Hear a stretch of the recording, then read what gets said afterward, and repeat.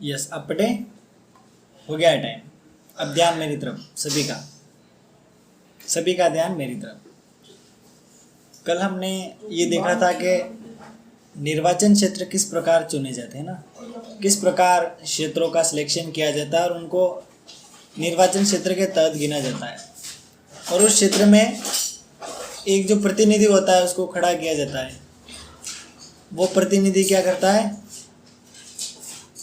वहाँ पर लोगों को विभिन्न प्रकार की चीज़ें बताता है, उनकी दुख दर्द सुख सुविधाएं सभी का आकलन करते हुए जनसभाएं करता है। और जनसभा करते हुए क्या करता है, वो चुनाव जीतने की पूरी कोशिश करता है। तो जो भी निर्वाचन क्षेत्र होता है उसमें एक से ज़्यादा उम्मीदवार होते हैं। कुछ चीज़ें हमने देखी थी निर्वाचन क्षेत्र से संबंधित कल। आज हम पढ़ेंगे आरक्षित निर्वाचन क्षेत्र। अब आरक्षित निर्वाचन क्षेत्र क्या होता है, कौन बताएगा? ये बंद कर दे बेटा, इसको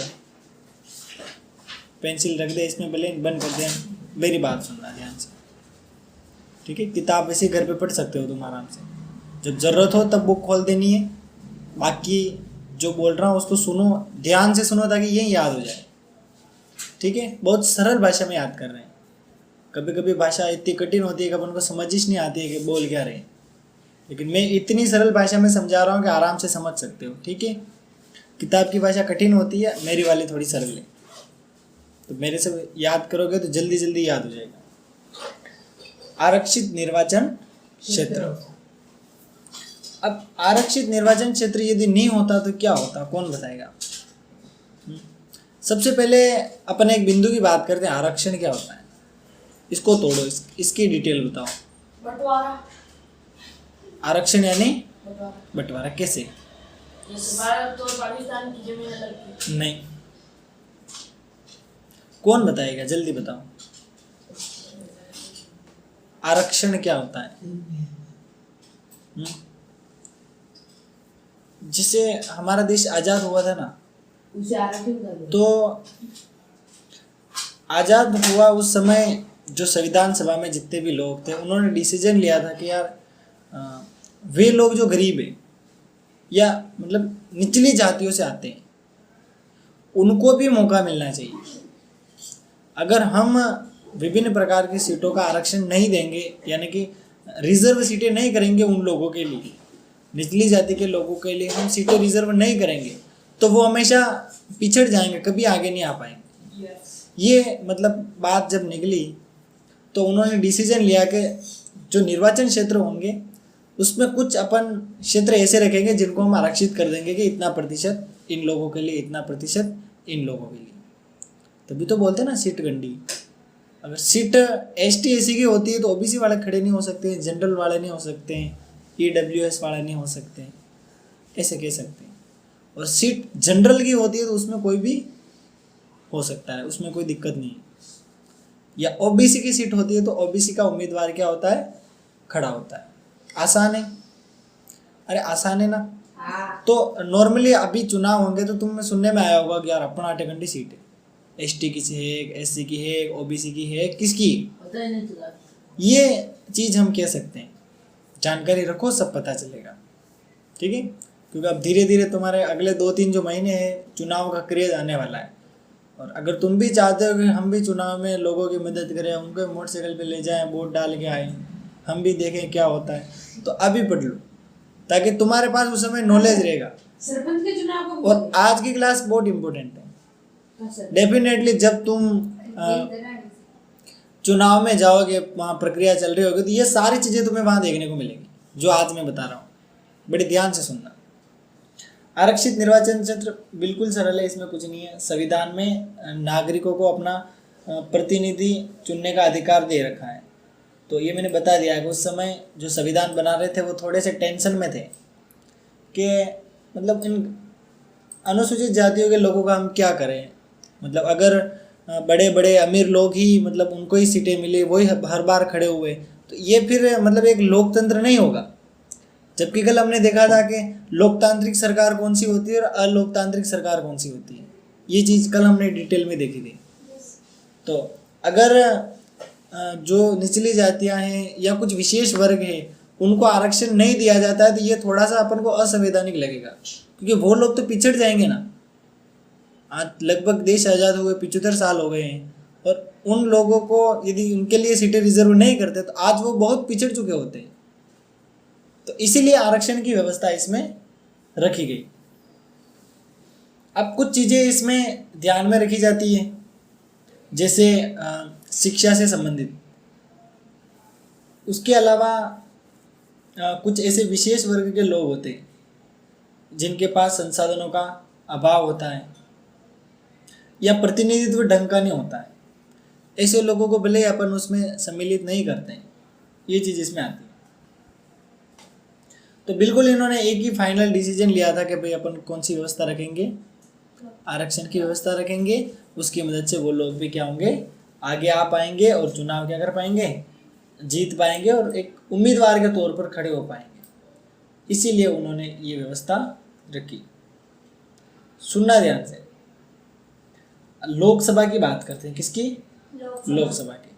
लोकसभा में 84 सीटें, कितनी, 84 अनुसूचित जातियों के लिए आरक्षित कर रखी है। किसके लिए अनुसूचित जातियों के लिए आरक्षित कर रखी है। उसके अलावा 47 सीटें हाँ 47 सीटें अनुसूचित जनजातियों के लिए आरक्षित कर रखी है। ये बात 26 जनवरी 2019 के अनुसार है। ये कम ज़्यादा होता रहता है आंकड़ा, ठीक है। यानी कि मतलब कहीं पर भी कोई जानकारी आती रहती है, जैसे किसी भी मतलब निर्वाचन क्षेत्र में कभी कोई सी भी सीट आ सकती है, कभी एसटीसी आ गए, कभी ओबीसी की आए, कभी जनरल की आए। तो ये चेंजेस अपन को हर बार देखने को मिलते हैं। अब इस व्यवस्था की यदि हम बात करें तो इस व्यवस्था को एक तो जिला स्तर पे लागू कर रखा है। किस स्तर पे, जिला स्तर पे। इसके अलावा स्थानीय स्तर पे भी इसको लागू कर रखा है। यानी कि जब ग्राम पंचायत के चुनाव होते हैं, नगर पालिका के चुनाव होते हैं, उस समय भी ऐसी सीटें आती हैं जो, या ऐसे कह सकते हैं कि इन चुनावों में भी जो निचली जाति के लोग हैं या कुछ विशेष वर्ग के लोग हैं, उनके लिए आरक्षण उनको दे रखा है। उसमें भी वो आराम से इस आरक्षण का फायदा उठा सकते हैं। समझ गए कि नहीं? इतनी सी बात है, इसमें और ज़्यादा कुछ है नहीं है, कुछ नहीं समझाना है इसमें, ठीक है। अब तुम भले ये इंडिया का मैप दे रखा है, इसको देख लो एक बार, तुम्हें आइडिया हो जाएगा कहाँ पे क्या दे रखा है। क्या दे रखा है? इंडिया का मैप देखो जल्दी से, मैं बता रहा हूँ, समझा रहा हूँ। देखो ये पूरा भारत का नक्शा दिख रहा है तुम्हें। अब इसमें तुम देखो टोटल कितनी सीटें दे रखी है, 543। लोकसभा की कितनी सीटें दे रखी है, 543। अब सामान्य की कितनी सीटें है देखो तुम, 412 सीटें दे रखी है। दूसरा है आरक्षित, किसके लिए, अनुसूचित जाति के लिए 84 सीटें दे रखी है, और अनुसूचित जनजाति के लिए कितनी दे रखी है, 47 सीटें। अब तुम कलर के अनुसार ये सारी चीजें देख सकते हो। अब नीचे एक तुम्हें लिस्ट दिख रही होगी, राज्य और निर्वाचन क्षेत्र। अब तुम देखो राजस्थान में कितने निर्वाचन क्षेत्र हैं, 25। कितने, 25। यानी राजस्थान से 25 उम्मीदवार चुनकर कहाँ जाते हैं, संसद में जाते हैं। आंध्र प्रदेश में 25 ही है। ठीक है, ये यही जाते हैं। और ये क्या, कौन सी सरकार चुनते हैं, बीजेपी के। अगर अधिकतर बीजेपी के हुए तो बीजेपी सरकार यहाँ पे हो जाती है परमानेंटली, और अधिकतर कांग्रेस के होते हैं तो कौन सी सरकार हो जाती है, कांग्रेस। तो हर क्षेत्र का महत्वपूर्ण योगदान रहता है, इसीलिए मोदी जी राजस्थान के अलग अलग क्षेत्र में जाते हैं और अपनी पार्टी का चुनाव करते हैं। और इसीलिए पूरे राजस्थान के अलग अलग हिस्सों में कांग्रेस सरकार के प्रतिनिधि आते हैं और उन क्षेत्रों का डेवलपमेंट भी करते हैं। ऐसे नहीं किसी एक क्षेत्र का डेवलपमेंट करते, ऐसे नहीं होता है। बाकी दूसरा क्षेत्र क्या होगा, वो विपक्ष बन जाता है, नहीं तो। इसीलिए सभी जगह ये समानता अपन को देखने को मिलती है। बाकी तुम ये चीज़ें अदर स्टेट के लिए देख सकते हो। बाकी राजस्थान के लिए तुम्हें याद रखना है यहाँ पे कितनी सीटें दे रखी है, 25। अब केंद्र शासित प्रदेश शायद, हाँ बिल्कुल अपडेट ही है, अभी के लेटेस्ट वाले ये देख सकते हो तुम। कितने दे रखे केंद्र शासित प्रदेश, गिनो जल्दी से, 10 से 11 बताओ, 10 हैं जल्दी से गिनो।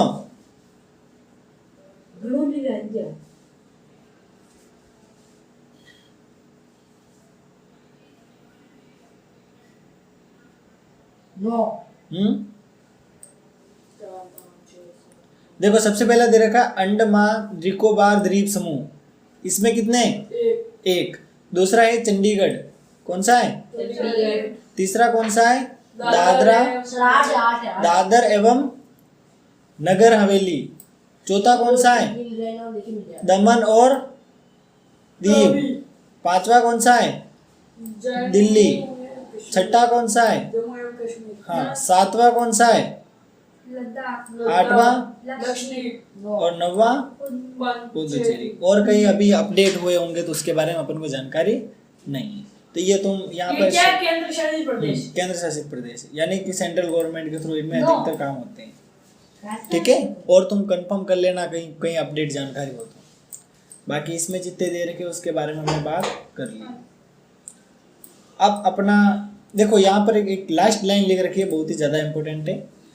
ये जितने भी निर्वाचन क्षेत्र होते हैं यहाँ पर 1/3 कितना? 1/3 यानी कि 3 में से 1 सीट महिला के लिए, ऐसा कुछ है ना।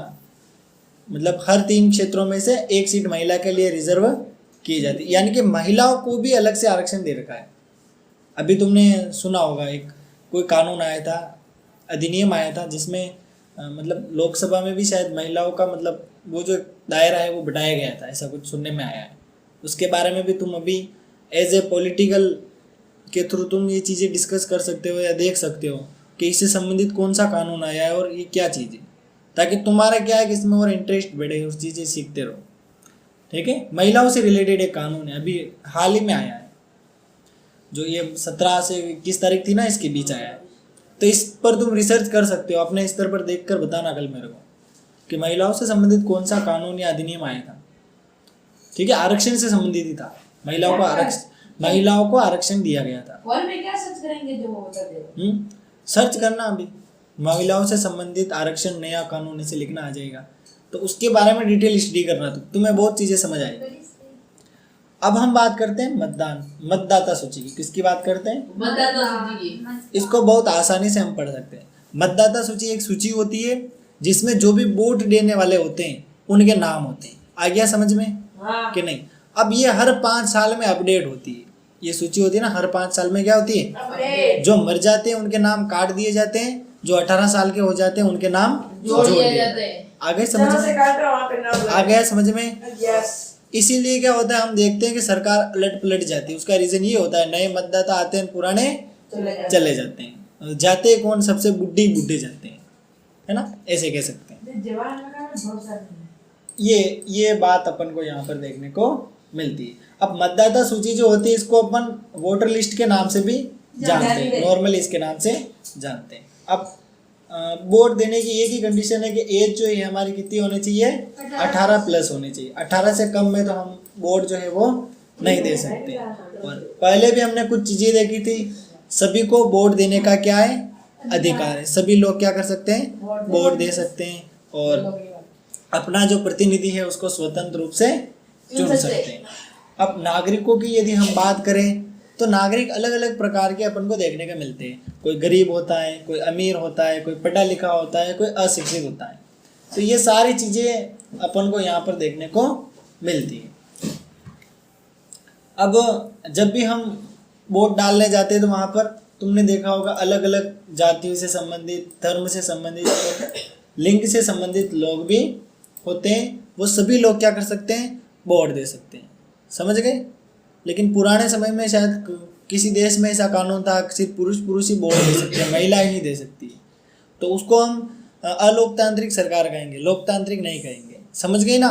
कल हमने सबसे बड़ा पॉइंट यही पढ़ा था, लोकतांत्रिक और अलोकतांत्रिक। इसको देखना तुम प्रीवियस क्लास में, तुम्हें पता लग जाएगा। बहुत ही इंपॉर्टेंट टॉपिक था। नेक्स्ट, अब कभी कभी क्या होता है कि कुछ अपराधी होते हैं तो उनको मतलब इस चीज़ से वंचित रखा जाता है। एक तो 18 से कम में वो वोट नहीं दे सकते हैं, दूसरा कुछ अपराधी होते हैं उनको इसमें वंचित रखा जा सकता है। अगर मन होगा तो वो उनको वोट दिला देंगे और मन होगा तो नहीं दिलाएंगे, ये चीज़ है। दूसरा है जिनका दिमाग डिस्टर्ब होता है, माइंड से डिस्टर्ब हो जाते हैं, ऐसे लोगों को भी मतलब कैंसिल कर दिया जाता है कि रहने दो इनको, इसको वोट नहीं देवा देना है। तो ये चीज़ यहाँ पर अपन को देखने को मिलती है। अब इसमें सिंपल सी चीज़ें, मतदाता सूची के बारे में मैंने बता दिया है। अब जैसे हम वोट देने जाएंगे तो अपने पास एक आईडी बनी होती है ना, जैसे कल मेरे पास आई थी, कल मेरी आईडी आई थी, मैंने इसको दिखाई थी, है ना, दिखाई थी ना वो परिचय में। तो उस आईडी में क्या है कि मतलब अपना पहचान पत्र है, उस पहचान पत्र की मदद से हम वहाँ पर अपनी आइडेंटिटी वेरीफाई कर देते हैं, बोल देते हैं कि ये देखो मैं ही सुन वोट देने आया। अगर किसी कंडीशन में हमारे पास वो आईडी कार्ड नहीं है तो भी हम राशन कार्ड या अदर कोई अपना डॉक्यूमेंट है उससे भी क्या कर सकते हैं, वोट दे सकते हैं। समझ गए मेरी बात? क्या समझा बेटा? हाँ, क्या समझा? वोटर आईडी कार्ड होगा तो हम वोट दे सकते हैं, अगर वो नहीं होगा तो हमें वोट देने भी नहीं देंगे। अच्छा, इसके बारे में और क्या बताया मैंने? राशन कार्ड में तो राशन कार्ड होगा तो भी देने देंगे, अगर वो ड्राइविंग लाइसेंस होगा तो भी देने दे सकते। अब मेरे को ये बता, अब मेरे को ये बता, उम्मीदवारों का नामांकन कैसे होता है? कैसे हम जाओ तो उम्मीदवारों को कैसे चुना जाता है? वो क्या नाम है, वो सरपंच बनने के लिए नहीं, उम्मीदवार की मतलब एवरेज एज बता दो, उसकी जो बड़ी एज है फाइल बनाती उसकी दो 25 वर्ष से ज्यादा होना चाहिए, उस पर कोई मुकदमा दर्ज नहीं होना चाहिए, केस है तो ही उसको है ना, मतलब क्या नाम है, उसको सरपंच बनने का अधिकार। सिर्फ सरपंच नहीं, सरपंच वो भी मतलब उस पर बन सकते हैं। उस पर कोई प्रधानमंत्री उम्र 35 साल है, हैं? प्रधानमंत्री उम्र 35 साल है। 35 साल नहीं, 25 साल ही है, 25 साल नहीं। हाँ, और कोई बात तुम बता दो फिर मैं बताता हूँ। कुछ मुकदमा दर्ज नहीं होना चाहिए। ठीक है, 2-4 चीजें याद है। ठीक है, अब थोड़ा और पढ़ ले, बाकी क्लास स्किप कर दूंगा। क्या है कि अपना मटेरियल अधूरा रह जाएगा, कल भी क्लास कंप्लीट नहीं होगी। मैं सोच रहा हूँ कल इस लेसन को ओके कर दें, ठीक है? तो अब बिल्कुल बीच में डिस्टर्बेंस नहीं करना है, समझ गए?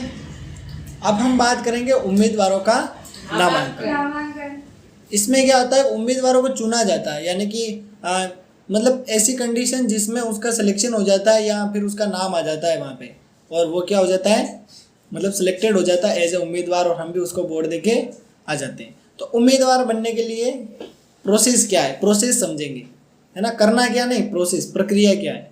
भविष्य में हम भी कभी उम्मीदवार बने तो उसके लिए हमें थोड़ी बहुत जानकारी तो क्या होनी चाहिए। बिल्कुल, सबसे पहली बात, हमारे संविधान में एक सबसे बात स्पष्ट लिख रखी कि 18 से अधिक है वो क्या कर सकता है, वोट दे सकता है। दूसरी बात, जो 25 से अधिक है वो उम्मीदवार के तौर पर खड़ा हो सकता है, और वो खुद को ही क्या कर सकता है,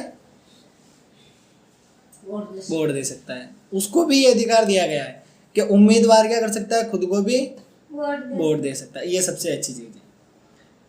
अब लेकिन उसकी आयु कितनी होनी चाहिए उम्मीदवार के पद पर खड़ा होने के लिए? 25 वर्ष। अब किसी को भी उम्मीदवार के पद पर खड़ा होना है तो उसको करना कुछ नहीं है, ये एक छोटा सा फॉर्म है, इसको भर देना है। एक बार देख लो इसको, मैं भर दूं, ठीक है? 25 साल बाद ये लिख रखा है, देखो, निर्वाचन नामावली, विधानसभा क्षेत्र की संख्या, ये उससे संबंधित जानकारी दे रखी है। और यहाँ पे बहुत सी चीजें दे रखी है, तुम इसको देख लेना आराम से फिर कभी, पैसा थोड़ी लगता है, ये उससे संबंधित जानकारी है, ठीक है? लाख 2 दिन लग। अब नेक्स्ट, आपस में डिस्कशन नहीं, क्योंकि आपस में डिस्कशन करोगे तो लेसन 3 बार यहाँ पढ़ाऊंगा फिर घर पे भेजूंगा। अच्छी बात है, एक ही बार में सुन लो ध्यान से। जो भी अपराधी होते हैं वो उम्मीदवार के तौर पर खड़े नहीं हो सकते हैं। उसके अलावा राजनीतिक दल अपने उम्मीदवार को मनोनीत करते हैं। क्या करते हैं, ले यार अपने इस क्षेत्र से इसको खड़ा कर देते हैं इसे, यानी कि जो पार्टी होती है ना वो डिसाइड करती है कि इसको खड़ा करना है या नहीं करना है।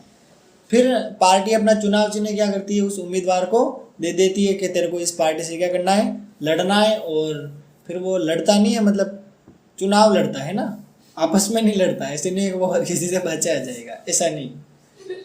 तो उसको फाइनली टिकट मिल जाता है, और टिकट मिलने के बाद वो आराम से पोस्टर वोस्टर छपा देता है, और गांव के छोटे मोटे 9वीं-10वीं के टपोरियों को ढूंढता है और बोलता है कि छपा लो गाँव में, इनको सब चिपका देना। फिर टपोरिया दौड़ते दौड़ते क्या करते हैं, पूरे गांव में, आसपास के गांवों में चिपका देते हैं, और रैलियों में नारेबाजी करते हैं। फुल मतलब तुम देखो, माहौल देखने जैसा होता है उस समय, जैसे ऐसा लगता है कि एक दिन पहले ही 500 रुपये सबने बांटे, ऐसा फील होता है कि मतलब जितने मतलब लगन से लोग जीवन में पुरकारे नहीं करते हैं, उतनी लगन से वो लोग चुनाव में पार्टिसिपेट करते हैं और उम्मीदवार को जिताने का प्रयास करते हैं। तो कभी कभी ऐसा लगता है कि दाल में कुछ न कुछ क्या है, काला है, और कभी कभी वो काली काली चीजें सामने भी आ जाती है। अब सिंपल सी बात है, कोई भी चुनाव लड़ना चाहता है, उम्मीदवार की बात कर रहे हैं, तो सबसे पहले उसको एक नामांकन पत्र भरना पड़ेगा, अपना रजिस्ट्रेशन करवाना होगा। जैसे यहाँ होता है कि नहीं होता है, यहाँ पर भी रजिस्ट्रेशन होता है। उसके बाद पूरा कंट्रोल ये संभाल लेता है, कब आया कब गया, डाउन जा रहा है अप जा रहा है, सारे ग्राफ बना के दिखा देता है कि इस बच्चे ने ये परीक्षा नहीं दी, ये दी, इसमें फेल हुआ, इसमें, हाँ ऑटोमेटिक सारे ग्राफ बना देता है। तो यानी कि ये मेरे को इन्फॉर्मेशन क्या करता है, दे देता है। तो यहाँ पर भी उम्मीदवार की जानकारी ली जाती है। किसकी जानकारी ली जाती है? पहली बात ये पूछी जाती है, जैसे मान लेते हैं कि देवीलाल सीएम बनना चाहता है, मुख्यमंत्री। अब सबसे पहले इसके बारे में क्या जांच करेंगे कि इस पर कोई गंभीर अपराध तो नहीं, इसने किसी का माथा तो नहीं फोड़ दिया, किसी का मर्डर तो नहीं कर दिया, इसके अलावा किसी गंभीर घटना में शामिल तो नहीं था। ये सारी चीजें इसके बारे में पता की जाती है। दूसरी बात, इसके परिवार में कितने लोग हैं, ये है, इसके पापा है, दादा दादी, बेटे बेटी, सबकी बात होती है। ठीक है, क्योंकि 25 साल का होते तो इसको अपन सीएम नहीं बना सकते ना, आधी उम्र निकल जाती है नेताओं की, इधर उधर दौड़ भाग करने में टेंशन रहती है, यार वोट आएगी नहीं आएगी। सही बात है ना, हैं? अरे बाहर से तो वो व्हाइट शर्ट पहन लेते, लेकिन अंदर से हलचल मची रहती है हर पल के यार। वो बात करेंगे, अभी आएगी बात, पहले अपन उम्मीदवार की डिटेल निकाल लेते हैं। और दूसरी बात के वो उसका पुरानी हिस्ट्री भी निकाली जाती है कि पहले उसने क्या क्या किया है, कहाँ पे पैसे लगाए उसने, जगह जमीन कितनी है। और तीसरी बात के कितना पढ़ा लिखा है, 9वीं फेल है, 8वीं फेल है, 5वीं फेल है, या पढ़े ही नहीं, या फिर पढ़ाई छोड़ते छोड़ते भग गया। ये सारी चीज़ें उसकी सार्वजनिक की जाती है, सभी लोगों को बताया जाता है कि ये तुम देख लो तुम्हारा उम्मीदवार कैसा है लक्षण। तो इससे लोग आधे तो वैसे अनुमान लगा लेते हैं कि हाँ यार इसको वोट देना है कि नहीं देना है, सारी चीज़ें सामने आ जाती है ना। नेक्स्ट अगली बात करते हैं, जैसे इसको इसमें ऐड कर लिया जाता है उसके बाद की। अब इसमें कुछ दे नहीं, शैक्षणिक योग्यता ज़्यादा कुछ है नहीं है, तुम पढ़ लेना है इसको। BA BCom BSc 90% से, ये क्या लिख रखा है देखो, यदि किसी उम्मीदवार के लिए BA BCom या BSc के स्नातक डिग्री को भी अनिवार्य किया गया हो तो 90%। हाँ, ये ऐसे बोल रहा है कि अगर ऐसे कर दिया जाए कि किसी को नेता बनना है और उसको BA करना है और 90% बनाने हैं, तो लगभग 90% लोग तो मतलब अनसक्सेस हो जाएंगे, वो नेता बन ही नहीं पाएंगे। लेकिन इसमें ऐसा कोई ज़्यादा रिस्ट्रिक्शन नहीं दे रखा है। नेता कितने कम पढ़े लिखे होते हैं, लेकिन बड़े बड़े अफसर किसके कंट्रोल में होते हैं? नेताओं के। लकड़ एक कोड़ी का नहीं होता उनमें, उनका सिर्फ दिमाग ही उल्टा चलता है। अकल छोटी भैंस बड़ी। हाँ, अकल बड़ी या भैंस, तो उनकी अकल बड़ी है। और अपन पढ़ के बहुत ज़्यादा पढ़ लेते हैं, नेताओं से तो अपन 100 गुना ज़्यादा पढ़ लेते हैं, 1000 गुना ज़्यादा पढ़ लेते हैं, और लगते लास्ट में उनके अंडर में। लेकिन एक बात, एक नेता भी आसानी से नहीं बन सकते। किसी को नेता बनना है ना, तो उसको साइकोलॉजिकली एक्टिव रहना पड़ता है और कितने नुकसान सहने की क्षमता रखनी पड़ती है। हाँ, या तो वो दिवालिया हो जाता है या फिर वो नेता बन जाता है। नेता बन गया तो रुपये वसूल कर लेगा, और दिवालिया बन गया तो वो वैसे वेंडो की तरह फिरता रहेगा, उसको ठाड़ा रहेगा न ठीक है। 5वीं फेल नहीं कोई 12वीं बनी लाए, 12वीं बनी वे जिंदा बात भी हुकूमत करे। हाँ, लेकिन मैं बहुत सारे लोग बोलते हैं कि नेता बिल्कुल ही नहीं पढ़ता है ना, सारे बड़े बड़े अधिकारी उसके अंडर में होते हैं। अभी मैंने ही बात बताई, लेकिन दूसरी बात तुमने कभी सोची क्या मन में कि नेता बनना कहाँ आसान होता है?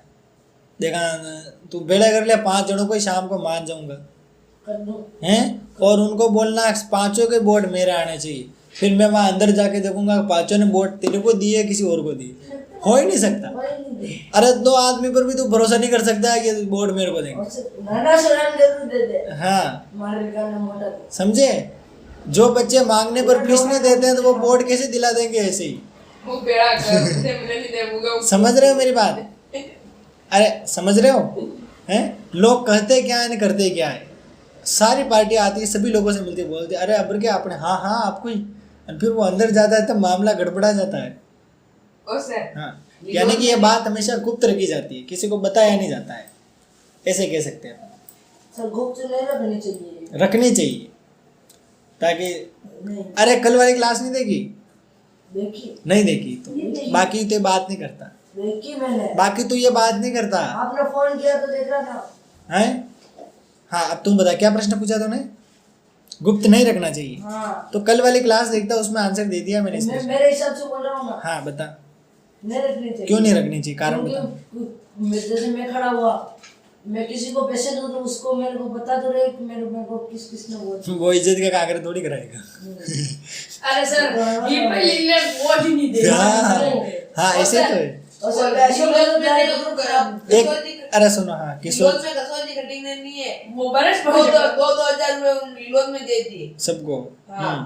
और वोट किसने एक में नहीं दे, सब दिलाए दूसरे को दे दिए। मेरे को पता है क्योंकि इनको तो उसने तो रिश्वत दी है। सर पर पिया खा लिया। फिर एक तो वो दांतन करवा मुरस और एक गावत और मुरस दी तो जी मुरस तो हो सकती। हाँ वो मेरे घर पे आया था। वो तो किसने दिया था? संपत ने दिया था क्या? हाँ वो किशोर लाल जी ने। संपत ने ही तो दिया था। झाड़ू दिया था क्या संपत ने? हैं? नहीं किशोर लाल जी ने दिए थे। संपत भी तो खड़ा हुआ था ना। अशोक गहलोत तो खराब गई। हैं? अशोक गहलोत ला रहे। हाँ। वो ना सोया ना फोन दिलो दिया घर लोग को वोट नहीं था वैसे। उस टॉपिक पे अभी बात नहीं करेंगे, जब टॉपिक आएगा ना तब। सर मैंने अशोक गहलोत सब दिनों को मेरा वोट नहीं अरे दिया। जब वो टॉपिक आएगा ना तब बात करेंगे, अभी थोड़ा और पढ़ लें, अभी बहुत सारा है। मैं तो करूंगा। हाँ बोल। अशोक गहलोत ने बोला फोन पे आया कि बोल दो मेरे को वोट नहीं दिया तो फोन भी पूरा लेऊंगा वापस। नहीं ले सकता है, ठीक है अब चलो अब वापस पढ़ ले। अब वापस कंसंट्रेशन मेरी तरफ बिल्कुल। अब हम बात करेंगे चुनाव अभियान की, ध्यान मेरी तरफ, चुनाव अभियान की। अब इसमें क्या होता है कि जो जितने भी नेता होते हैं चुनाव अभियान के तहत अपने बातों का प्रचार प्रसार करते हैं और वोट लेने के लिए जनता को क्या करते थे? राजी करते हैं। क्या करते हैं? जनता को राजी। उनको समय मिलता है कि भाई तुम्हारे पास इतना समय है, इसमें तुम अगर जनता को राजी कर लेते हो तो क्या होता है, जो भी पार्टी जितनी है वो जीतने के चांस उसके बढ़ जाते हैं। तो इसमें 15 से 20 दिनों का समय दिया जाता है, जिसमें जितने भी उम्मीदवार होते हैं वो विभिन्न प्रकार की सभाएं करते हैं, उनमें भाषण करते हैं, वर्तमान सरकार की आलोचना करते हैं, गलतियां निकाल के लाते हैं पिछले 4 सालों की, और फाइनली वो क्या कर देते हैं? चुनाव जीतने की पूरी तैयारी कर लेते हैं। जैसा कि हमने कल देखा था या परसों सुना था ना मोदी जी के बारे में, है राजस्थान सरकार की गलतियां निकाली और हम सभी को अवगत कराया। बहुत से लोगों को पता ही नहीं था, अब पता चला। सही है ना? ऐसे तो इसमें बहुत सारी रैलियां होती है, बहुत सारे दल इसमें क्या करते हैं? भाग लेते हैं। इसके अलावा जो प्रतिनिधि होते हैं उनकी नींद खुल जाती है, चुनाव आ गए, अपने नेता को जिताना है चलो, तो उनकी क्या होती है? नींद खुल जाती है। छोटे बच्चे ही जग जाते हैं, अपन को यह पोस्टर लगाने हैं, क्या करना है? क्योंकि चुनाव में क्या करना है? अब अपने नेता को जिताना है उसको। अब चुनाव में विभिन्न प्रकार के नारे भी लगते हैं, बहुत इंपॉर्टेंट है, वापस आएगा रिपीटेड क्वेश्चन, सुन लेना। इंदिरा गांधी की यदि हम बात करें तो चुनाव के दौरान इसने विभिन्न प्रकार की रैलियां की और उसमें क्या नारा लगाया? गरीबी हटाओ। अब गरीबी हटाने का एक ही तरीका है, लोगों को क्या बनाओ? अमीर बनाओ, विभिन्न प्रकार की सुविधाएं दो। इस प्रकार क्या होगी? गरीबी हट जाएगी। तो इस प्रकार इंदिरा गांधी ने क्या कर लिया था? 1971 में बहुत सारे वोट कलेक्ट कर लिए थे, क्योंकि विपक्ष बोल रहा था इंदिरा गांधी को हटाओ, और इंदिरा गांधी क्या बोल रही थी? गरीबी हटाओ। मतलब उसने हथियार बना लिया, उन्होंने पासा फेंका और इसने क्या कर लिया? उसको हथियार बना लिया। वो विपक्ष क्या बोल रहा था कि इंदिरा गांधी को हटाओ, और इंदिरा गांधी लोगों को क्या बोल रही थी कि इंदिरा को मत हटाओ, गरीबी हटाओ, तो लोग और उसके पक्ष में हो गए। इस प्रकार उसकी बहुत जबरदस्त जीत हुई, यानी कि विपक्ष का दाव उल्टा पड़ गया वहां पे, ऐसे कह सकते हैं। आ जाओ, बैठ जाओ वहां पे। नेक्स्ट अगला बिंदु है 1977 में जो चुनाव हुए थे। अरे ध्यान मेरी तरफ, बाकी मैं क्लास अभी स्किप कर दूंगा, जितना पढ़ना है उतना पढ़ लो। 1977 में चुनाव हुए थे। यहाँ पे एक आदमी था, उसका नाम था जय नारायण प्रकाश। क्या नाम था? नहीं, जय प्रकाश नारायण है ना, जय प्रकाश नारायण। अब इसने क्या नारा दिया? लोकतंत्र बचाओ। क्या नारा दिया? लोकतंत्र को बचाओ। ये चाहता था कि लोकतंत्र को बचाओ। इसके अलावा भी 2-1 नारे दिए रखे, ये ज्यादा काम के ये नहीं है, तो इनको नहीं देखोगे तो भी काम चल जाए।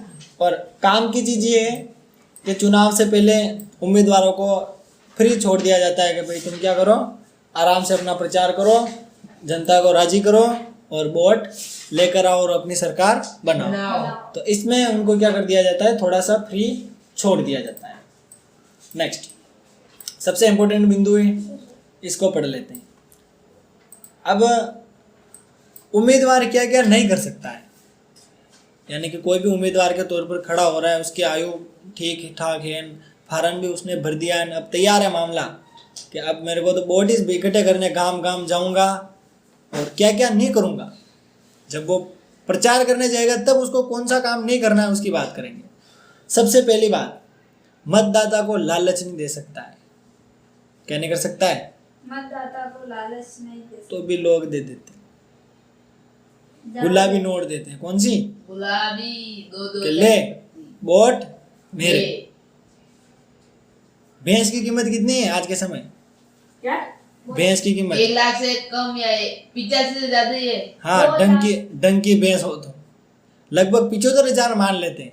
डंकी भैंस और है तो एक आदमी के वोट की कीमत कितनी है? 2000। 200 में बिक जाते, 200 रुपये तो राजी हो जाते हैं। भैंस ने सर है अरे तो हमारी वैल्यू इतनी सी है क्या? सर मैंने आप एक बार सारा कमाओ तो भी नहीं कमाओ, इनको तो हाथ पे पक देते। हाँ बिल्कुल सही बात है। और हम 200 रुपये 500 रुपये के चक्कर में क्या कर देते हैं, अपना मन बदल लेते हैं, ईमानदारी खो देते। लेकिन आज के लोग होशियार हो गए। वैसे भी 3 पार्टियां हैं, कितनी? 3 1 2 और 1 2 3। जैसे हम इस पार्टी का प्रतिनिधि देवीलाल के घर पे आया, ठीक है, क्या बोला? ये लो 2000। क्या बोला? 2000 वोट आपने। 2 दिन बाद दूसरी पार्टी वाला आया, उसने ही कितने नोट दिए? 2000 के। क्या बोला? वोट आपने। तीसरी पार्टी वाला आया 2 दिन बाद, उसने वोट आपने, ये लो 2000। तो कहने का मतलब ये 6,000 रुपये मिल गए, वोट देगा अपने मन से, पैसे भी ले लिए और वोट भी किसको देगा? मन होगा। गांव में पंचायती वेला गिनी ठीक है। तो किने वोट देनो बेटा, किने वोट देनो પછી જીને બતા વોટ દાનો દીરા અડી से पता लगी मैंने वो क्या करते हैं, रुख पता करते हैं, हवा का रुख कैसा है, कि लोग किसकी ओर ज्यादा झुक रहे हैं। बातचीत तो होती है, बहस भी होते हैं, कूटा भी जाते हैं हमें, है ना। तो ये चीजें भी देखने को मिलती है। तो प्रलोभन नहीं दे सकता है, घूस नहीं दे सकता है, धमकी नहीं दे सकता। ऐसे नहीं कि वोट मेरे को नहीं दिया तो 10-15 गुंडे लाऊंगा, तेरा घर तोड़ दूंगा या तेरे के हाथ पैर तोड़ दूंगा, ऐसे भी नहीं कह सकता। कौन? उम्मीदवार। कौन नहीं कह सकता है? उम्मीदवार। ऐसा बोला तो उसकी जो भी है लिस्ट उसकी गायब हो जाएगा वो नाम उसमें से। दूसरी बात, जाति और धर्म के नाम पे वोट नहीं मांग सकता। यहाँ आएगा, सारे हिंदू देख लेगा, बोलेगा वो कितने खराब है, हम कितने हुए, इस नाम से भी वो वोटिंग नहीं ले सकता है। तीसरी बात, 25 लाख लोकसभा के लिए, कितने? 25 और लाख 10 लाख विधानसभा के लिए खर्च कर सकता है, इससे ज्यादा नहीं कर सकता है। इतने पैसे वो चुनाव प्रचार प्रसार में क्या कर सकता है? खर्च कर सकता है, इससे ज्यादा नहीं कर सकता है। ज्यादा पैसे खर्च करता है तो वो जो चुनाव होता है वो क्या घोषित हो जाता है? असंवैधानिक। क्या घोषित हो जाता है? असंवैधानिक। अगर कोई इन मामलों में दोषी पाया जाता है तो उसकी अच्छे से डंडी बजाई जाती है। अब बात करते हैं आचार संहिता, जो कल से या परसों से लगने वाली है। किसकी? आचार संहिता की। अब तुम सभी फेंकते हो आचार संहिता लग रही है। अंकित, क्या होती है बेटा ये आचार संहिता? नहीं, बाकी नहीं बताएंगे। कल डिस्कस किया था हल्का फुल्का, या परसों किया था, एक बार तो डिस्कस कर लिया था। अंकित नहीं है इसमें, बता मेरे को, ध्यान मेरी तरफ, देख के तो हर कोई बता देगा, 4th क्लास का बच्चा बता देगा देख के। हाँ बता रहे राकेश, आचार संहिता क्या होती है? अचार खाना राजनीतिक पार्टियों का चुनाव और प्रचार करना नहीं, उल्टा बोल गया। अरे जिसमें आचार्य जी को पढ़ाना। चलो प्रश्न अपने क्या है? मैं बता दूं, हाँ याद रखोगे, टेस्ट में लिख के आओगे? ठीक है, सुनना ध्यान से। सबसे पहली बात, जैसे ही आचार संहिता लग जाती है ना, 2 महीने की 3 महीने की, इसका कुछ फिक्स टाइम पीरियड रहता है, उसके बाद कोई भी सार्वजनिक स्थल है वहाँ पर चुनाव प्रचार नहीं कर सकते। कोई भी सार्वजनिक स्थल है वहाँ क्या नहीं कर सकते हैं? चुनाव ऐसा नहीं कि अपने मंदिर में बुला दिया, आज अपने बीजेपी की तरफ से बाइटियां हैं या आज कांग्रेस की तरफ से हैं लापसी बुढ़ी है, तो ये काम आचार संहिता के अंतर्गत नहीं होता है। समझ गए? अगर ऐसा कहीं पाया जाता है तो पुलिस वाले आते हैं, अच्छे से डंडे बरसाते हैं। नेक्स्ट, दूसरी बात, सरकारी वाहनों का प्रयोग चुनाव प्रसार के लिए नहीं कर सकते हैं और अधिकारियों का चुनाव में उपयोग नहीं कर सकते। ऐसे नहीं, एक मार साहब है, अपने पीओ साहब है, और बड़े कोरे गांव में सबने जाने लो साल हमारे चुनाव प्रसार में लारे साल। ऐसा अगर हुआ तो अधिकारी जी को भी कहाँ बैठना पड़ेगा? घर पे, और उम्मीदवार का भी नाम क्या हो जाएगा? रद्द। सर ऐसे कैसे? अपन स्कूल में भी है ना, तो बर्थडे नहीं मना सकते। अभी उस बात को छोड़ दे, ये भी आचार संहिता है। मना सकते। आचार संहिता में चुनाव प्रसार की प्रक्रिया सार्वजनिक स्थलों पे नहीं हो सकती है। बर्थडे की बात नहीं कर रहा हूँ, समझा? दोस्त का समझना है, बर्थडे की बात नहीं कर रहा हूँ, चुनाव प्रसार की बात कर रहा हूँ, समझे? नेक्स्ट, अरे ध्यान मेरी तरफ बेटा, लेसन रह जाएगा, मैं सोच रहा हूँ पूरा करा दो। नहीं पूरा नहीं, मतलब जितना मैंने डिसाइड कर रखा है मतलब उतना। कल पूरा हो जाएगा। हाँ कल पूरा हो जाएगा, आज जितना लिमिट है उतना पढ़ लेंगे। तो अब अगला बिंदु है मतदान और मतगणना। मतदान में जो विधानसभा क्षेत्र होती है उसमें एक ही दिन फिक्स किया जाता है, और उसी दिन क्या होता है, सभी उम्मीदवार आ जाते हैं और वोट देने का काम कर लेते हैं। शाम तक वोटिंग का काम कंप्लीट और ये काम ओके हो जाता है। फिर ये कहाँ पे होता है काम? यहाँ तो अपने मुरला के स्कूल में हो सकता है, या स्कूल नहीं है कुछ किसी कारणवश तो अपने कोई भी सरकारी इमारत होती है, पंचायत है, कहीं पर भी ये काम हो सकता है। समझ गए? लेकिन चुनाव के लिए स्कूल सबसे बेस्ट रहता है। एक तो बच्चों की पढ़ाई डिस्टर्ब होती है उस समय, होती कि नहीं होती? पर स्कूल में सर स्कूल में जगह भी बहुत होती है। अच्छी बात ये तुम्हारे अगर छुट्टियों में हुए चुनाव तो फायदा ही फायदा है, या पहले हो गए तो भी तुम कुछ नहीं कर सकते हो। पहले भी तो वैसे तो परीक्षा का ज़्यादा आगे पीछे नहीं करेंगे, वो शेड्यूल उसी प्रकार से होगा तुम्हारा। परीक्षा में सारा चुनाव होती है। हाँ, वो पहले सोच समझ के डेट देंगे ना, तारीख फिक्स कर देते हैं पहले से, तो वो सोच समझ के ही देंगे। उनको पता है बच्चे को परीक्षा, बच्चे के मन में चल रहा होगा आपने तो बेटा जानो वो बैनर लगानो, बेटे पोस्टर लगानो, परीक्षा दे दे फटाफट सालों बसे बेटे, मन में तो ये चलता है। मतलब परीक्षा की टेंशन नहीं है, टेंशन किसकी है? अरे यार वहाँ पोस्टर कोई ले तो नहीं गया, वो कागज छपाए जो लाए, इसी उस समय मन में चलती है। और तुम देखना, मैं तो देखूंगा, तुम देखोगे नहीं, देखो है किस प्रकार प्रचार पर आते हैं, क्या करते हैं, और कितने चिकनी चुपड़ी बातें करते हैं। मैं तो सारी चीजें एनालिसिस करूंगा, और तुम भी करना। नेताजी की बात को ध्यान से सुनना, और उनके सपोर्टर है ना उनकी बात को भी ध्यान से सुनना, बहुत मजा आता है। तुम मन ही मन में मुस्कुराओगे। ठीक है, यह चीज है। तो मतदान केंद्र के बारे में बात पता लग गई, और यहाँ पे आज के समय इलेक्ट्रॉनिक वोटिंग मशीन का प्रयोग भी किया जाता है, जिसमें बिल्कुल करेक्ट सारी इंफॉर्मेशन संग्रहित हो जाती है। समझ गए कि नहीं? यहाँ तक बात क्लियर है अपनी कि नहीं? अब जब भी तुम वोट देने जाते हो तो वहाँ पे जो मशीन होती है, उस मशीन पर जितने भी उम्मीदवार होते हैं उन सभी के नाम लिखे होते हैं। चुनाव चिन्ह भी वहाँ पे बना होता है, और जिस भी उम्मीदवार को वोट देना है बटन दबा दो, अपना काम क्या होगा? कंप्लीट। ठीक है, हाँ। और वहाँ पर पता भी लग जाता है अपन को कि अपना काम हो गया है, और अपन ने सही उम्मीदवार को क्या दिया है? वोट दिया है। और कुछ ही समय बाद उसका परिणाम आ जाता है, और जो भी उम्मीदवार जीतता है वो डीजे लाता है, जो हारता है वो रोता है। रोहन का भाषा हुआ है वहाँ 500 नाम अरे जीव दुख पाता है, उसने 2,000 रुपए दिए। पहले नहीं कोई नहीं जीता ठीक है? जीता नहीं जीता कल हम पढ़ेंगे भारत में चुनाव लोकतांत्रिक है या और तुमसे रिक्वेस्ट है कि सेकंड क्लास जो तुमने मिस की उसको देख लेना, क्योंकि आज का टाइटल क्या है, चुनाव लोकतांत्रिक है या अलोकतांत्रिक। अब सेकंड क्लास को तुम देखोगे तुम्हें पता लग जाएगा लोकतांत्रिक क्या होता है और अलोकतांत्रिक क्या होता है, कौन कौन से पैरामीटर होते हैं जो डिसाइड करते हैं कि ये चीज लोकतांत्रिक है या अलोकतांत्रिक। आप ही बता देते तो आज जाना और वो लोकतांत्रिक और अलोकतांत्रिक वाला अच्छे से देख लेना, क्लियर बिल्कुल।